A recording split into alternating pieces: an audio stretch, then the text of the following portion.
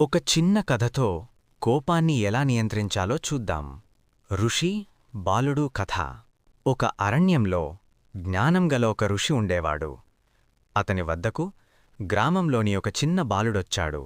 ఆ బాలుడు చాలా తెలివైనవాడు, కాని చిన్న విషయానికే కోపం వచ్చేది. ఒకరోజు బాలుడు ఋషిని అడిగాడు, గురువుగారు, నాకు చాలా త్వరగా కోపం వస్తుంది. దాన్ని ఎలా ఆపాలి? ఋషి నవ్వి అతనికొక సంచిచ్చాడు. ఆ సంచిలో గోళీలు అంటే మేకులున్నాయి. ఋషి చెప్పాడు, నీకు కోపం వచ్చిన ప్రతీసారీ ఆ చెట్టు దగ్గరికి వెళ్ళి ఒక మేకు కొట్టు. మొదటి రోజు బాలుడు 20 మేకులు కొట్టాడు.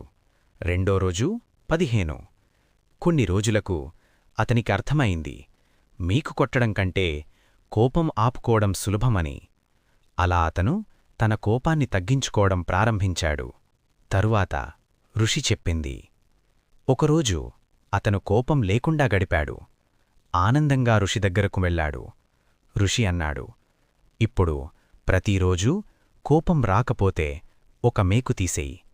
కొన్ని రోజులకు అన్ని మేకులూ తీసేశాడు. అసలు పాఠం.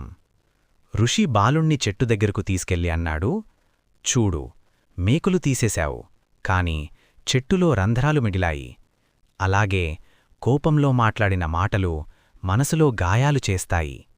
అవి సులభంగా మాయమవవు. బాలుడది విని మారిపోయాడు. కథనీతి మోరల్. కోపం వచ్చినప్పుడు ఆగి ఆలోచించాలి. మాటలు బాణాల్లాంటివి, బయటికి వచ్చిన తర్వాత తిరిగి రారు. సహనం ఉన్నవాడు నిజమైన బలవంతుడు.